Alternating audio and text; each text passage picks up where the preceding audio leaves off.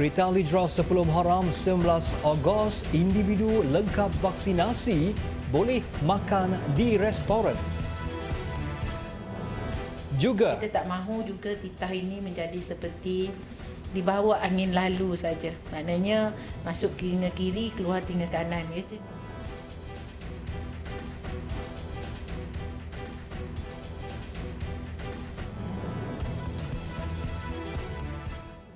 Bismillahirrahmanirrahim. Assalamualaikum warahmatullahi wabarakatuh. Berita Al-Hijrah malam ini bersama saya Adi Akmal Shahrom. Fenomena kepala air di kawasan air terjun berhampiran Gunung Jerai petang semalam bagaikan tsunami kecil kerana keadaannya yang berombak kuat hingga menyebabkan pokok serta jambatan runtuh sekelip mata. Saksi kejadian turut berkongsi keadaan air deras luar biasa ketika kepala air dari puncak Gunung Jerai mengganas sebelum banjir besar melanda. Menurut seorang penduduk tempatan, Zulkifli Mat Yusof, 32 tahun, sepanjang dia membesar di kampung Seri Perigi, ini kali pertama berlaku kejadian seperti itu. Mengimbau tragedi semalam, katanya ia berlaku kira-kira 5 petang dan air mulai surut sekitar 7.30 malam. Bekalan elektrik dan air turut terputus. Boleh main kuat, masuk tu. Tak ada apa-apa.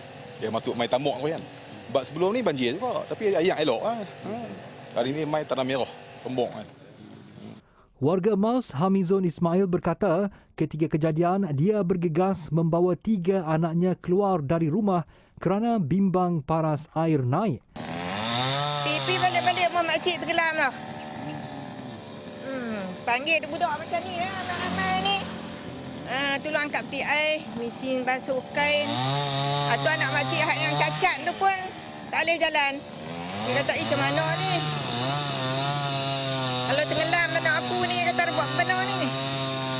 Lama-lama suruh anak main ke depan ni lah. Kalau kata ayak banyak sikit lagi, saya nak keluar lah kan. Sementara itu, Muhyiddin Dirsyad, 57 tahun, memaklumkan tiada aktiviti pembalakan di atas Gunung Jerai. Bagaimanapun, kejadian itu ekoran hujan lebat yang melanda sejak jam 2 petang tanpa henti.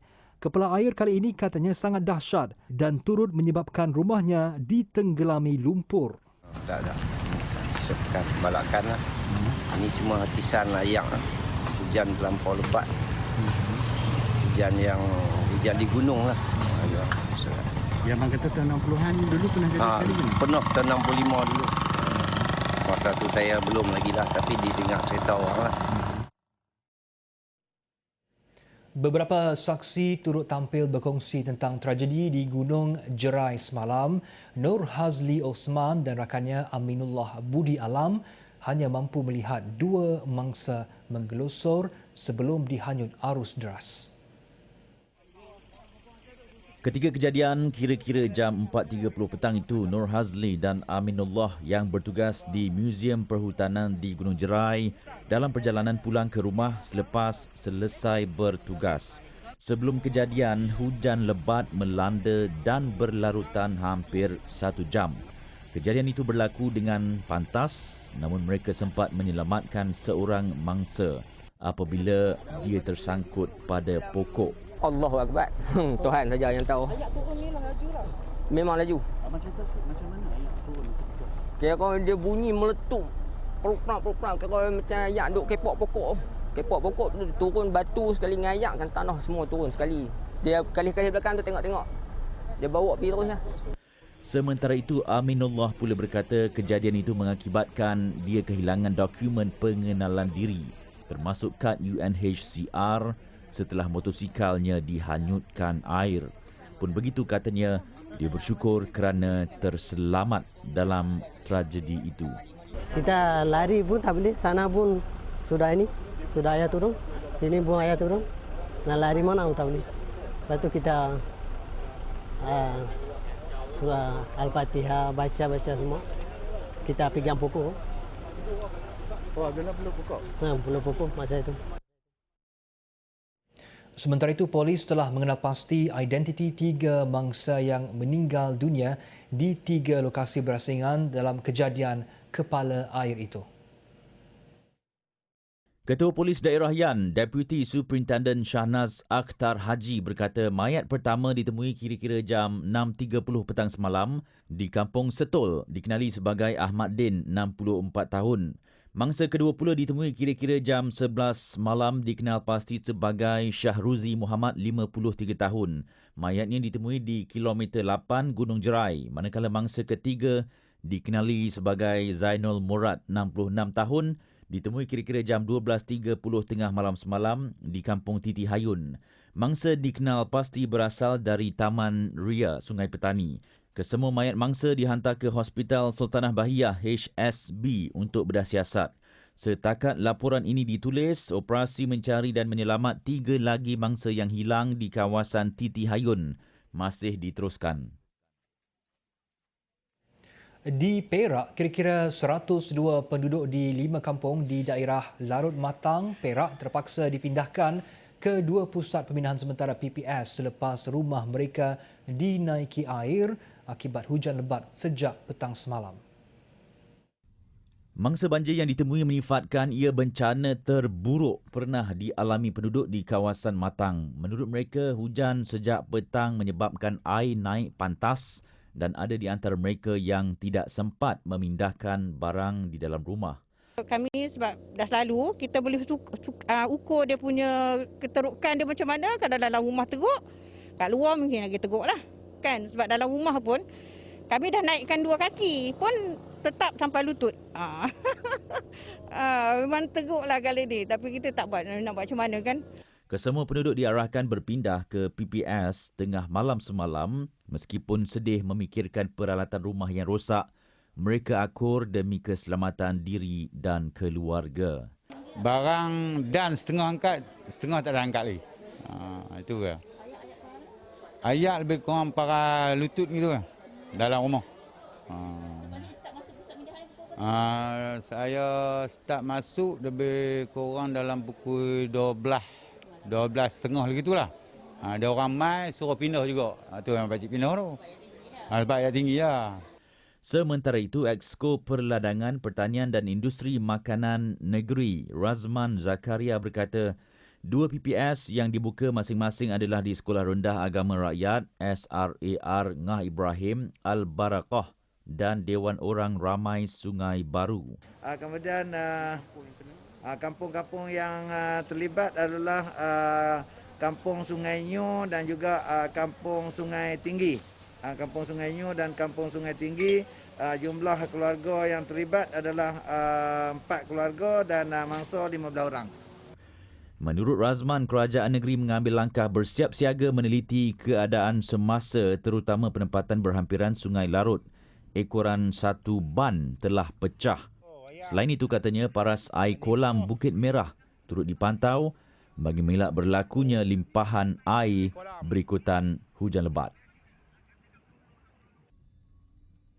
Seorang remaja kelainan upaya OKU kategori pekak dan bisu yang bekerja sebagai penghantar makanan terbunuh dalam kemalangan di Jalan Tengku Mizan, berhampiran Kampung Tebau, Terengganu. Dalam kejadian kira-kira jam 12.05 tengah hari itu, mangsa Nik Muhammad Haikal, Nik Zulkifli 18 tahun dan berasal dari Gong Tok Nasik, Kuala Terengganu meninggal dunia akibat kecederaan di kepala dan anggota badan. Ketika kejadian, Nik Muhammad Haikal dipercayai dalam perjalanan ke pusat bandaraya selepas menghantar pesanan. Ketika tiba di kawasan berselekoh, motosikal yang dinaiki mangsa dikatakan hilang kawalan sebelum terbabas lalu melanggar sebatang pokok di pembahagi jalan. Mangsa kemudian tercampak ke laluan bertentangan sebelum dirempuh sebuah kereta Pro 2 kancil dipandu seorang lelaki berusia 30-an yang gagal mengelak. Anak ke-8 daripada 9 beradik yang mengalami kecederaan parah pada bahagian kepala dan anggota badan maut di tempat kejadian. Sementara itu, Ketua Polis Daerah Kuala Terengganu, Assistant Commissioner Abdul Rahim Maddin mengesahkan kejadian. Beliau berkata mayat Nik Muhammad Haikal dihantar ke unit forensik Hospital Sultanah Zahirah, Kuala Terengganu untuk siasatan lanjut dan kes disiasat di bawah Seksyen 41-1 Akta Pengangkutan Jalan 1987. Misi mencegah jangkitan COVID-19 dalam negara semakin menunjukkan hasil.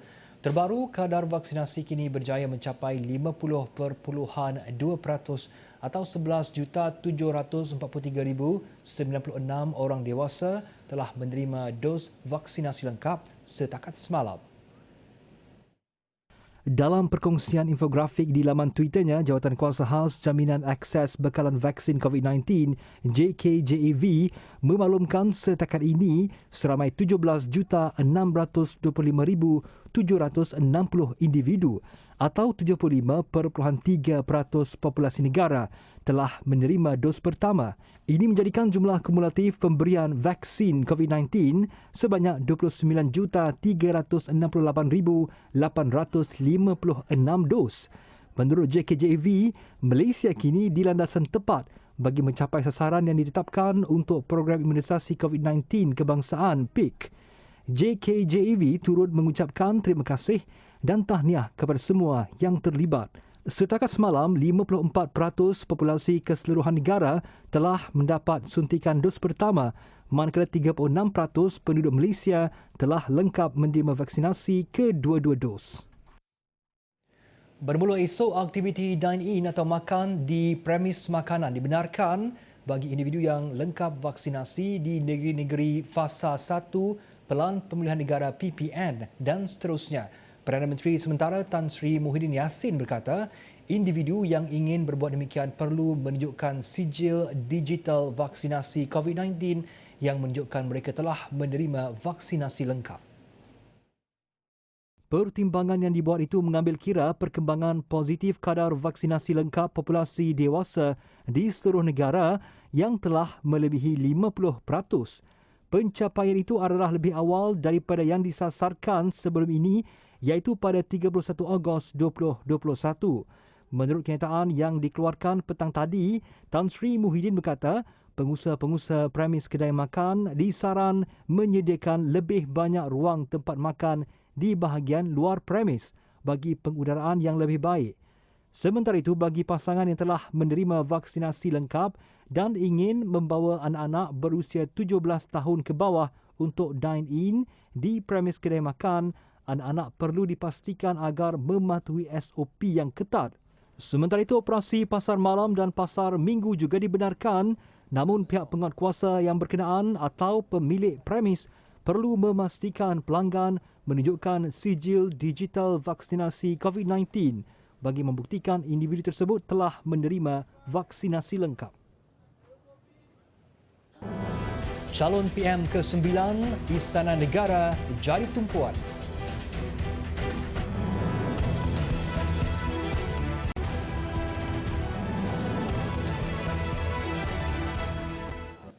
Bertemu kembali.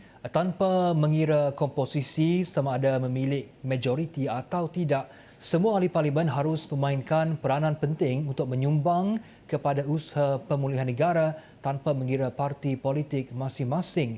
Penyandang kursi Institusi Raja-Raja Melayu Universiti Teknologi Mara UiTM, Profesor Datuk Dr. Syam Rahayu Abdul Aziz berkata, menang atau kalah, setiap wakil rakyat perlu berganding bahu bersama kerajaan dalam usaha penambahbaikan dengan mengambil kira kepentingan rakyat.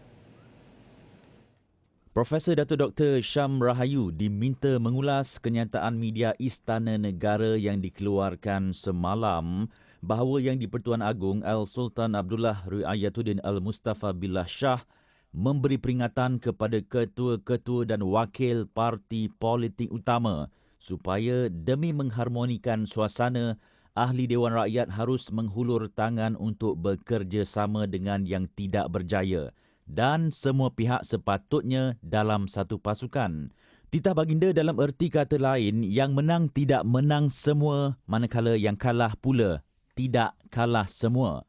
Hasrat tuanku pada bacaan saya ialah supaya kesemua parti politik itu, sama ada majoriti yang mendapat tempat untuk mengambil tampuk pentadbiran negara itu, perlu juga menghormati pendapat minoriti. Dan minoriti juga boleh menyumbang dan terus menyumbang kepada penambahbaikan apa juga polisi yang diperkenalkan oleh kerajaan. Jadi di sini kita ambil pendekatan tiada opposition, tiada pembangkang, tetapi untuk melengkapi antara satu sama lain. Mungkin ini payah dan terlalu ideal untuk dilakukan oleh orang-orang politik. Tapi berkorbanlah sedikit untuk rakyat pada ketika ini sebab kita tidak boleh lagi menanggung untuk membuat suatu kerajaan baru. Tambahnya, walaupun sokongan majoriti yang besar amat penting dalam memastikan kestabilan sesebuah kerajaan, namun mengambil kira situasi semasa, kepentingan rakyat adalah lebih utama selari dengan titah yang di-Pertuan Agong itu. Kita harap ini adalah kali terakhirlah Tuanku bertitah supaya tidak lagi menggunakan kedudukan politik itu untuk politik yang berlebih-lebihan. Apatah lagi sekiranya kerajaan baru ditubuhkan dalam masa terdekat ini, kerajaan tersebut tidak mempunyai banyak masa sehingga PRU yang akan datang itu tidak banyak dalam lebih kurang 18 bulan. Dan kita tak mahu juga titah ini menjadi seperti dibawa angin lalu saja. Maknanya masuk telinga kiri, keluar telinga kanan. Kita tidak mahu begitu berlaku.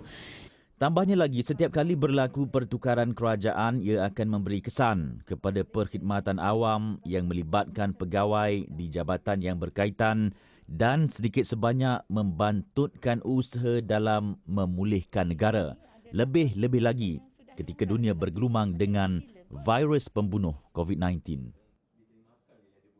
Sementara itu, siang tadi Istana Negara kembali menjadi tumpuan apabila ahli-ahli parlimen yang mencalonkan Datuk Seri Ismail Sabri Yaakob sebagai Perdana Menteri ke-9 dititah menghadap Yang di-Pertuan Agong.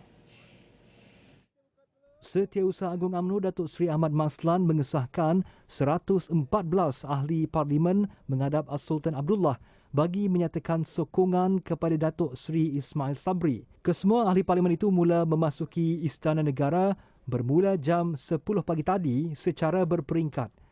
Jadi ada 5 kumpulan seramai 114 ahli-ahli parlimen, UMNO, BN, PPBM, PAS, GPS pun ada daripada Sabah 114.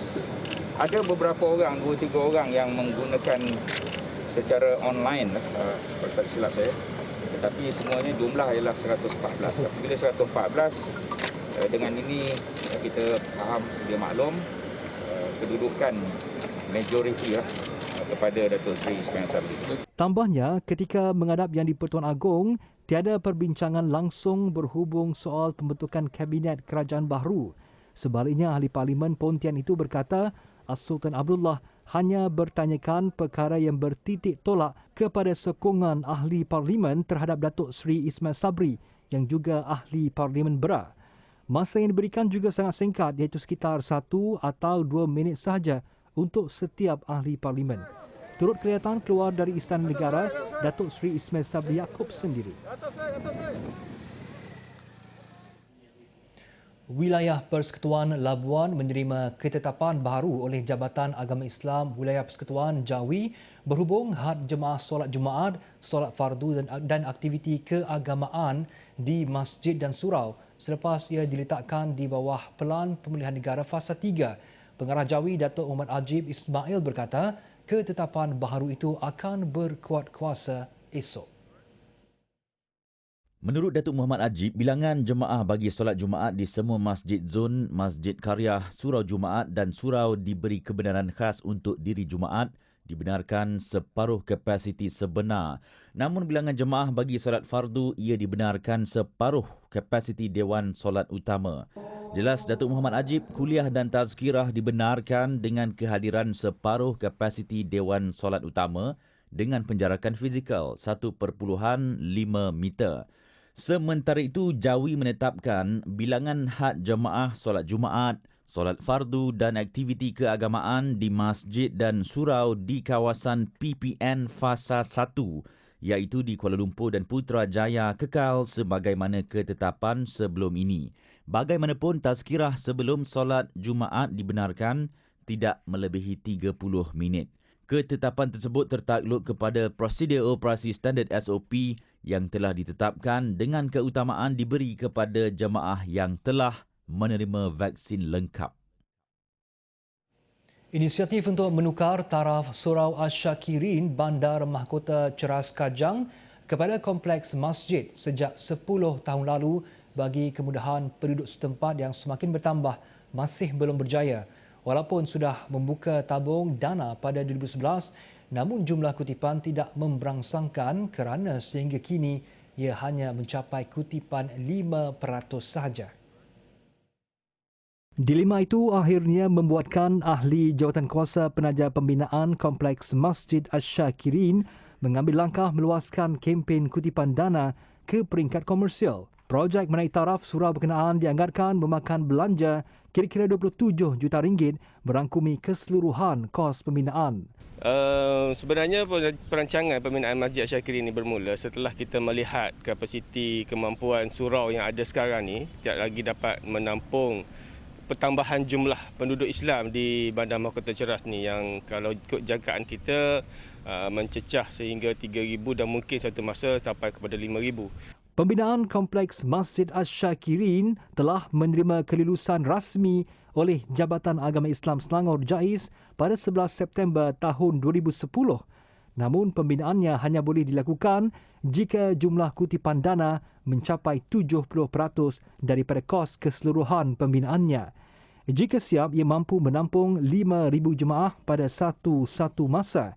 Dan kompleks itu nanti akan dilengkapi pelbagai kemudahan dan fasiliti, antaranya Dewan Serbaguna, 4 unit kuartus imam dan bilal, kawasan lapang kurban, blok utiliti dan garaj van jenazah.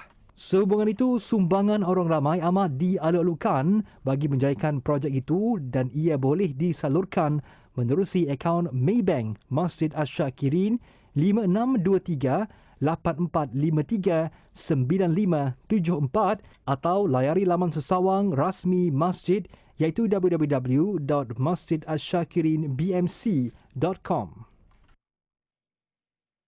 7 remaja lelaki direman 5 hari di Mahkamah Magistrate Kota Baru hari ini untuk membantu siasatan berhubung kes memperkosa seorang remaja perempuan berusia 13 tahun awal tahun ini. Perintah tahanan reman dikeluarkan penolong pendaftar Mahkamah Magistrate Kota Baru Nur Faizah Abdullah. Kesemua suspek yang berusia antara 15 hingga 18 tahun itu ditahan untuk siasatan mengikut Seksyen 375B Kanun Keseksaan kerana disyaki merogol secara berkumpulan.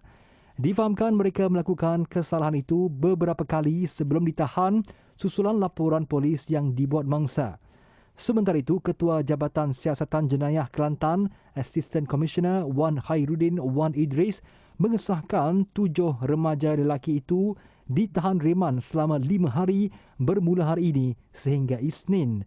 Semua suspek tersebut ditahan di beberapa lokasi di sekitar Kota Baru semalam. Israel ucap terima kasih kepada Palestin.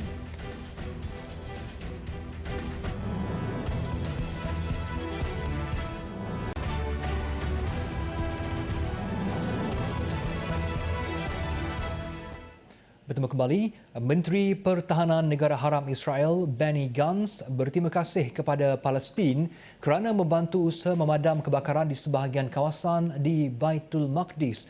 Meskipun menzahirkan penghargaan, namun Gantz masih ego dengan pendiriannya untuk melengahkan kelulusan permit pembinaan rumah rakyat Palestin di tebing barat. Gantz dilapor membatalkan mesyuarat kelulusan permit untuk membina kediaman penduduk Palestin di kawasan C di tebing barat.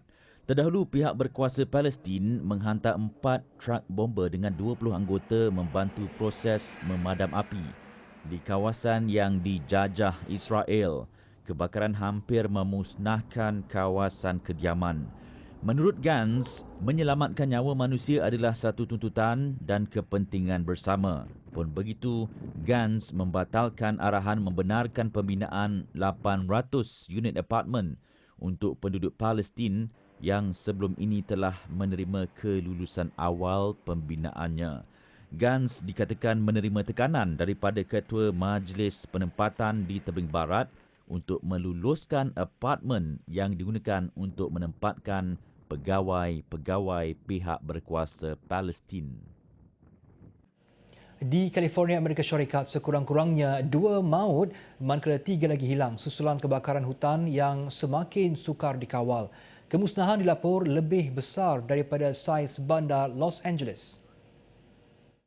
Ribuan penduduk terpaksa berpindah lebih awal bimbang ancaman terhadap keselamatan dan kesihatan mereka. Sementara itu, bomba mengingatkan orang ramai agar mematuhi papan tanda amaran dan bersedia keluar dari kediaman masing-masing apabila diarahkan. Kebakaran yang bermula Sabtu lalu dilapor semakin marak dan merebak 8 kali ganda dalam tempoh 24 jam. Bagaimanapun, usaha memadam kebakaran menjadi sangat mencabar ekoran angin kencang. Ini kebakaran yang ke-8 terbesar berlaku sejak Disember 2017. Operasi pemadaman terpaksa dibuat menggunakan kerahan tenaga 5,000 anggota bomba. Usaha membantu rakyat yang terkesan dengan pandemik COVID-19 diteruskan oleh Amanah Hartanah Bumiputera AHB melalui inisiatif program Bendera Putih Kongsi Rezeki. Kali ini program yang turut mendapat kerjasama sukarelawan Malaysian Relief Agency MRA menghulurkan sumbangan kepada keluarga yang terputus bekalan makanan di Klang Gate, Melawati, Selangor.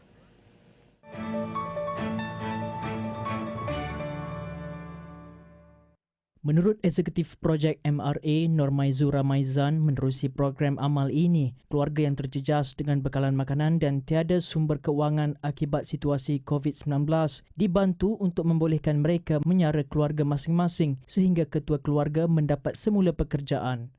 Kebanyakan daripada mereka terjejas sumber pendapatan dan juga mempunyai masalah kewangan. Jadi AHB bersama-sama MRA membantu golongan yang terjejas ini. Selain itu, orang ramai terutama masyarakat setempat diharap dapat juga membantu keluarga yang berdepan ujian hidup akibat tiada sumber pendapatan dengan menyalurkan maklumat kepada pelbagai agensi yang boleh membantu golongan tersebut. Saya rasa terkesan dengan keadaan selama ni. Kita duduk di rumah, tak tahu benarnya orang kat luar sana yang sangat-sangat memerlukan keadaan, tambah-tambah dalam keadaan pandemik ni. Sangat-sangat terkesan bagi saya dan saya rasa benda ni, maksudnya program macam ni patut diteruskan lagi lah dan diperluaskan lagi lah. Sangat-sangat terkesan, sangat-sangat sedih kan. Saya akan meneruskan saya punya tugas saya sebagai volunteer MRA lah. Saya akan teruskan selagi termampu, saya akan beri saya punya khidmat saya lah, insyaAllah. Alhamdulillah, makcik syukur banyak-banyak. Bolehlah makcik makan-makan dengan anak cucu makcik. Alhamdulillah, syukur banyak-banyak. Terujalah dapat bantuan. Memang makcik ni pasal tu suami makcik baru meninggal masa tu 2020. Dia sakit paru-paru berair. Lepas tu dia perut dia buncit gitu. AHB dan MRA berharap mana-mana keluarga yang terkesan akibat PKP tidak malu dan berdiam diri untuk tampil meminta pertolongan kerana mereka sedia membantu termasuk dari segi beg makanan dan beg kesihatan. Laporan itu tadi mengakhiri berita Al-Hijrah malam ini. Saya Adi Akmal Syahrom. Assalamualaikum warahmatullahi wabarakatuh dan selamat malam.